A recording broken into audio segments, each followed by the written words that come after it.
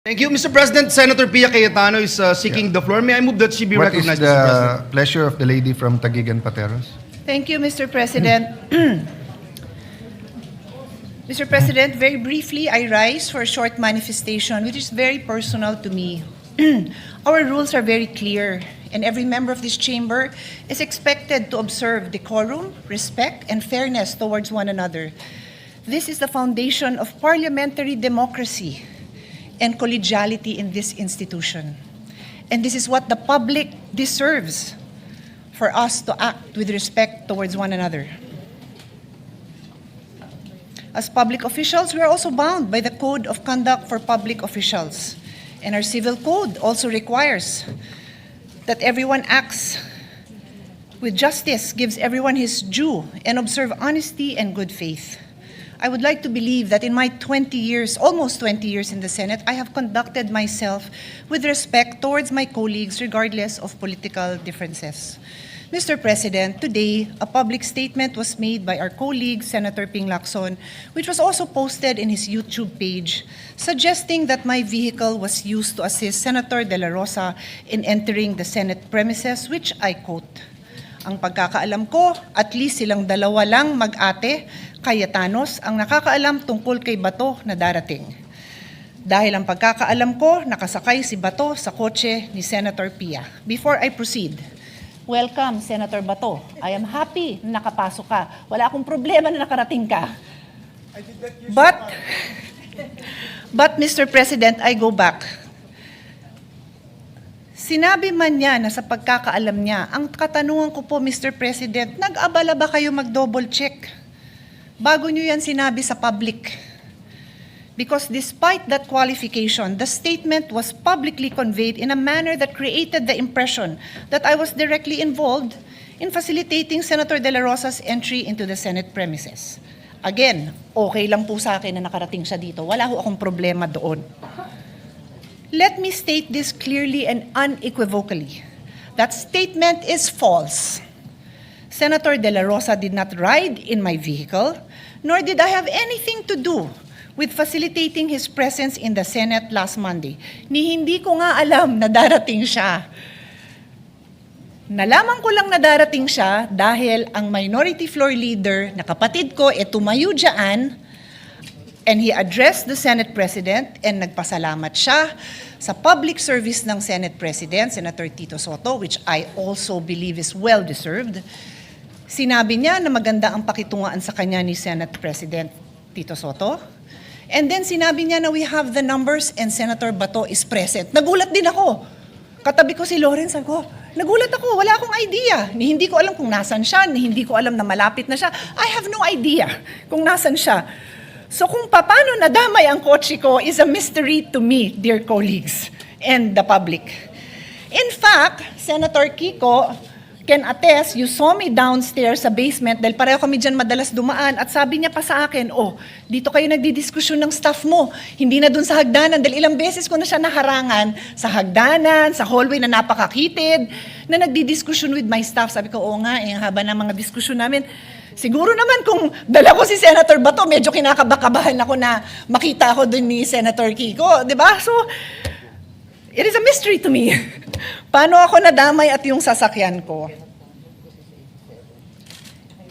If the gentleman wanted to know paano nakarating si Senator Kiko, then why not ask him? Sorry, Senator Bato, kung paano nakarating si Senator Bato, then ask him.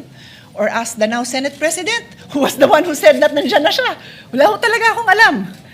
So, Mr. President, a false public imputation, whenever made, is exactly what the above-mentioned rules were designated to prevent. Unverified allegations about a colleague falls below the standard of professionalism that is demanded of public officials. Magulo na nga ang mundo, magulo na ang Pilipinas, wag na nating dagdagan. Don't say things about your colleagues that are not true. I trust that under the leadership of my brother, Alan Peter Cayetano, whom I know, not just as a public servant, but as my younger brother, this chamber will conduct itself with sobriety, fairness, and respect for the truth and respect for one another.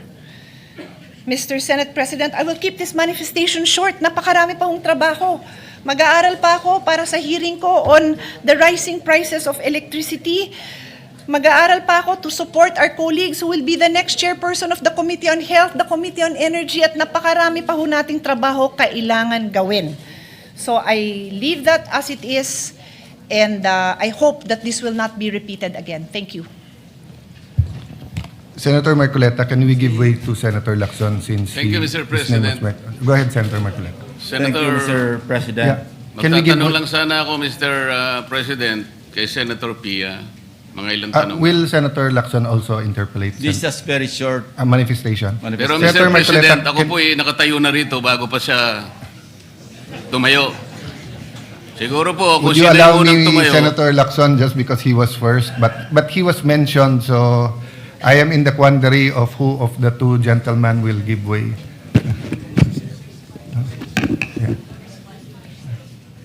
May I, Mr. President? Yeah. Senator Marcoleta, may I ask you this personal favor since the gentleman was mentioned? sige po, mas matanda naman siya sa akin eh. Thank you. Thank you, Mr. Thank you. President. Senator Lacson is recognized. I want to put it on record that I sincerely apologize to our distinguished colleague, Senator Pia Cayetano. That information was relayed to me by a fairly reliable source, no? And if that was a mistake, then I sincerely apologize. I thought I made that public statement because I thought it was just a very not really a serious matter, but because maski saan sumakay si Senator Bato, as everybody would agree, it is of no moment. No? Sa amin siguro, kung malaman namin kay Senator Ligardo pa nakasakay, baka doon pa kami magkaroon ng issue. Pero maski kanino pa siyang nakasakay na sasakyan, lalo na from the majority, sa tingin ko wala naman pong problema, walang issue. Kaya parang isip ko, okay lang yung i-share ko yung information that I received from, ang sabi ko, from a fairly reliable source. Now, if it is false, then, or even if it is not false, then I sincerely apologize, Mr. President. Well, Senator Pia said that she will leave it at that, so I will not refer it to any committee. Senator Lacson apologized, you accepted.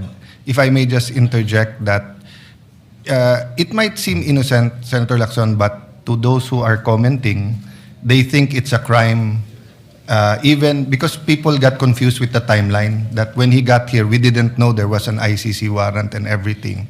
I told the media after my sister speaks, sa akin siya nakasakay, and I did not tell my sister, and I did not tell many of the members in the majority that he will attend. Ang sabi ko lang, please be there. Senator Marcoleta. Mr. President, tatanong ko lang po sana kay Sen Pia, kung halimbawa po ako'y nakisakay sa kanyang sasakyan, siya po ba o ako'y nakagawa ng isang krimen dito sa ating bansa?